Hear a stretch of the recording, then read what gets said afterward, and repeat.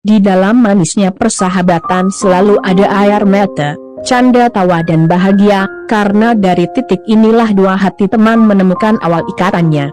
Seorang sahabat yang jauh kadang lebih dekat dari orang yang sudah dekat. Bukankah gunung jauh lebih menakjubkan dan lebih indah terlihat oleh para penghuni lembah daripada mereka yang menghuni gunung itu? Mungkin akan mudah melupakan orang yang tertawa denganmu, tetapi tidak mungkin melupakan orang yang pernah menangis dan bahagia bersama denganmu. Menghilangkan kebencian pada orang sahabat. Saat kita membenci orang lain, pada saat itulah kita sedang membenci diri kita sendiri. Namun ketika kita memaafkan orang lain, terlepas dari orang tersebut salah atau kita yang benar, pada saat itulah kita mendapatkan kedamaian di dalam hati. Kebencian merupakan penyakit iri hati dari bagian hawa nafsu yang dituruti ketika batin sedang menjalin persahabatan dengan syaitan. Kebencian membuat kita mengingat semua kesalahannya dan melupakan kesalahan kita kepadanya, dan dapat membuat kita melupakan kebaikannya dengan mengungkit kebaikan kita terhadapnya.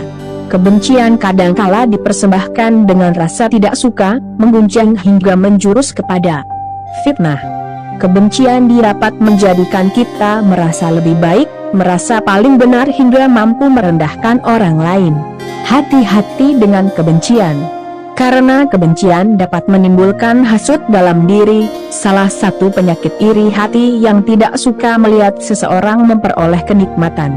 Hasut merupakan bentuk ingkar terhadap takdir dan menjadikan kita suudzon kepada Allah Ta'ala, karena berharap kenikmatan hilang dari orang lain.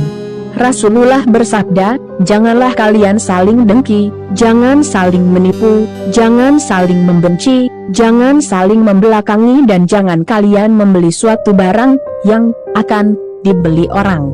Jadilah kamu sekalian hamba-hamba Allah yang bersaudara.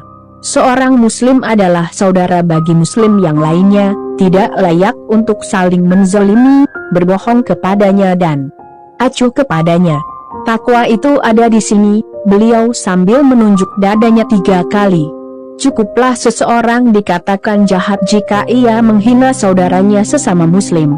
Haram bagi seorang muslim dari muslim yang lainnya, darahnya, hartanya dan harga dirinya. Hadis riwayat Muslim. Imam An-Nawawi dalam kitab At-Tibyan fi Adab Hamalati Al-Quran memberikan tips untuk menghilangkan rasa dengki. Karya menghilangkan sifat iri yaitu dengan menyadari bahwa hikmah Allah lah yang menghendaki adanya karunia tersebut, maka patutnya ia tidak menyanggah dan membenci hikmah yang telah Allah kehendaki dan tidak Allah benci. Wallahu alam bahwa semua anugerah berasal dari Allah Ta'ala, maka tidak patut bagi kita untuk membencinya. Bukankah membenci karunia yang diberikan Allah pada orang lain sama saja dengan tidak menerima keputusan Allah? Dan untuk menghilangkan kebencian pada orang, lupakanlah semua kesalahannya, ingat dan kenanglah ketika dia berbuat baik pada kita, jangan karena kesalahan sedikit jadi hilang semua kebaikannya pada kita.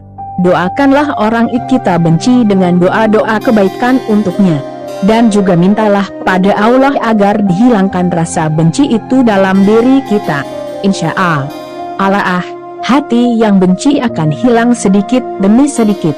Ingatlah, hasut dapat menghilangkan amal dan pahala kita karena dapat merusak ketaatan, membuka pintu terjadinya maksiat, menghalangi diri dari mendapat syafaat di hari akhir kelak sehingga dapat menyebabkan masuk neraka, melakukan perkara atau aktivitas tidak memiliki faedah dan melelahkan serta merugikan diri sendiri.